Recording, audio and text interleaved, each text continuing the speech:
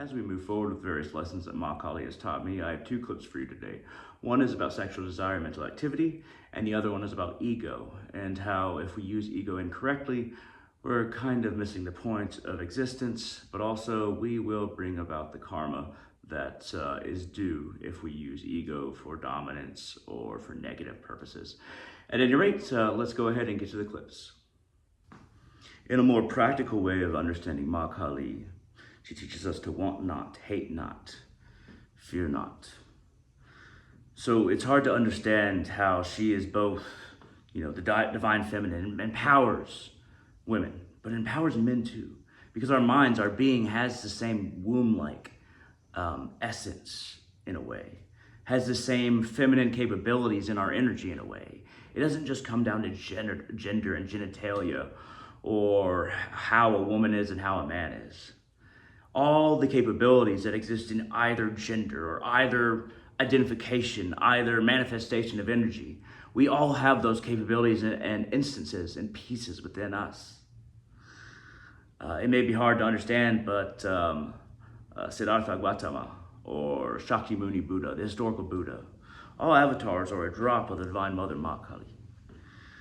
Saying Divine Mother Ma Kali is a little redundant because Ma means mother. So Ma Kali, the divine, as the feminine, as the mother. All avatars are a drop of her. Shakyamuni Buddha, he was born as a prince. He was born with the ability to rule, with the intelligence, the foresight, and the energetic power to rule, but he chose to lay that aside. He, when he left his palace, just before that, he woke up and saw all his concubines around him in various positions and things like that asleep. And he became disgusted with materialistic desire. He became disgusted with, lust and honestly just physical copulation, sex. He became repulsed by it. And he sought a deeper level of love. While Ma Kali empowers anybody to, as long as they're not hurting somebody else, to do with their sexuality as they fit, as long as they're not hurting somebody else, while she empowers everybody to choose sexually and things like that, and to not have somebody else choose for them, while she empowers us to do that, she's very much a being of the mother of getting past the lust, not relying upon it, not needing that avenue for love, not being attached to desire and satisfying that desire. Have you ever noticed, to be a little crass, that when you satisfy that desire through sex, have you noticed that empty feeling in there? That empty feeling is not like hunger, where it's being satisfied and you're peaceful. That empty feeling is all that agitation that leads up to ejaculation or something like that, whether it be male or female or non-binary. All that energy that leads up to it, it's all this confused, chaotic energy in this space. And once your inner self your mind is filled with all that energy, once your body it's kind of contorting and using energy in that way, after satisfaction of desire, then we realize that we feel that emptiness, because all of these efforts, all of these thoughts, all of these, ejaculations, all of these, everything involved with sex, especially in a more materialistic way, more physical way, that's not deeper love. All of that was activity that felt like it was something, and until it's gone. Until that desire is gone and it's satisfied, we feel that, oh, this was nothing. This was an emptiness. And what we were filling ourselves with, that void with, rather than filling it with something else, rather than filling it with intellectual thought, spiritual development, or spiritual thoughts, or loving thoughts, or productive thoughts, or thoughts of, hey, what do I have to do right now? What is the next task, that moves our lives forward, whether it be work, whether it be talking to people, whether it be chores, whether it be school, whatever phase of life that you're in. Rather than focusing on moving forward in any of those ways, we were filling this space with all this agitation that we see its deeper nature once the desire is satisfied. We realize, our space is empty energetically of tasks that could have been more fruitful. And we feel that emptiness, we experience that emptiness, and we assume that, it's just us being tired and, We satisfied that desire for now. We'll have to satisfy it again, but not now. That's the way that we think about it, perhaps, or other ways. But no, this was even the Divine Mother showing us, like, look at what you filled your space with, and look at the hollowness behind it. Look at when it's gone, that void is an empty void because you weren't filling it with something else. That emptiness, that lack of energy, and you're expending the energy towards that. It leads us to greater dependency upon it if we don't at least control it. If we don't take out sex or thoughts like that completely, if we don't also fill our mental space and use our energy in other ways, then that emptiness feels more and more empty, more and more absent of something else, something more useful. And even in a way, that emptiness is a blessing. It's a lesson, and then we usually don't get it. But the more you fill your space with that kind of activity, the more the space does feel empty afterwards. After next time. And as you focus on it more and more, it does feel more and more empty, leading to you being like, okay, well, I need to fill it up with that agitation again. And it's not just sex, but greed, ambition, envy, fear. But all these rajasic qualities and kind of tamasic, rajas being restlessness and then tamas being darkness. But filling your space with that, it just feels more and more empty. That's how desire works, to be honest. Ma Kali is like a vast womb in which spiritual progress is made, nurtured, revitalized, and even taught.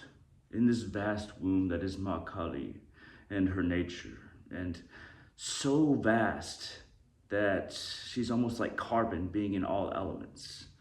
So vast that all minds are linked to her womb that is both brain and preserver and creator of many energies.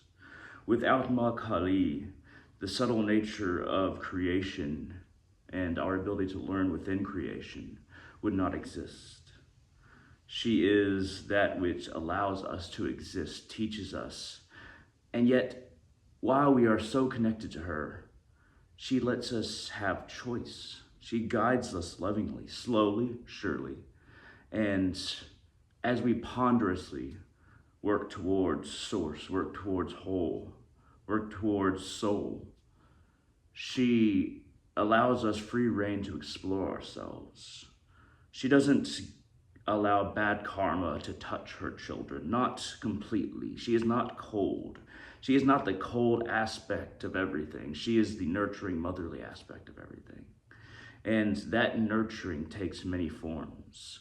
Once again, so subtle that it's almost like she doesn't even exist. Imagine if everything was red, or if everything smelled like oranges, then nothing would. It'd be hard to isolate a certain piece and you could say, this is an orange, or this is the color red, because everything is. Since everything is a part of Ma Kali, it's hard to see her. It's hard to understand her. It's hard to step back from a vantage point that you can view everything separate from her, or any one thing separate from her, because nothing is. This is I'm a Shakta, so I think that Ma Kali is the divine nature in everything. Both in everything, around everything, and of everything. She is that force that can be so terrible. She is force itself that can be so terrible when we refuse to accept and propagate life. When we choose to reject life, reject a union, reject oneness, and attack another piece of this grander whole.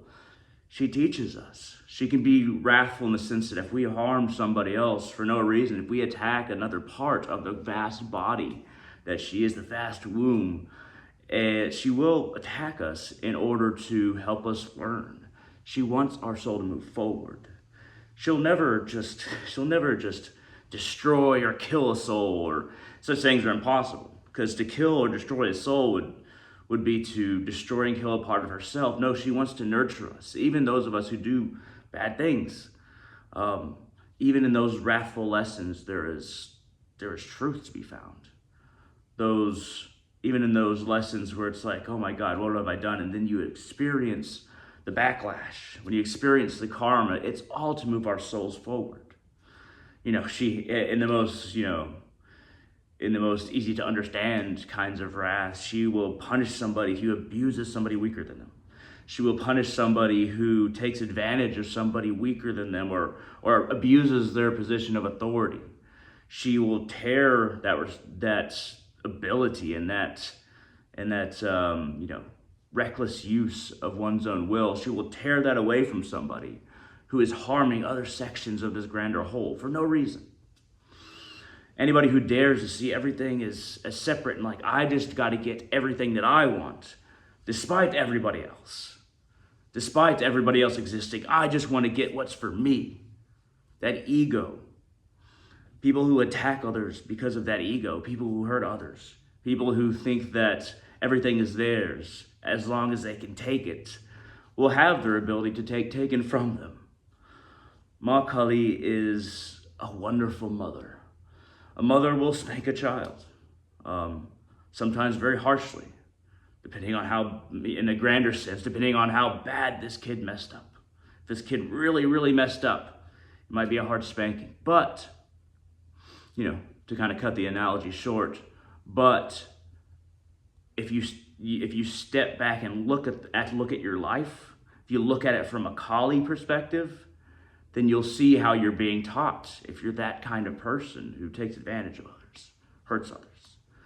We can step back to a greater form of Kali to view a section of Kali, to view our individual self, even though ultimately we're one, to view our individual self in time and space, just like she has mastery over Sattva, Rajas, and Tamas, the three natures that make up all of existence, the three natures that make up maybe not the deepest levels of existence, but who make up all of kind of nature, the energies that form around us, even kind of makes up Maya.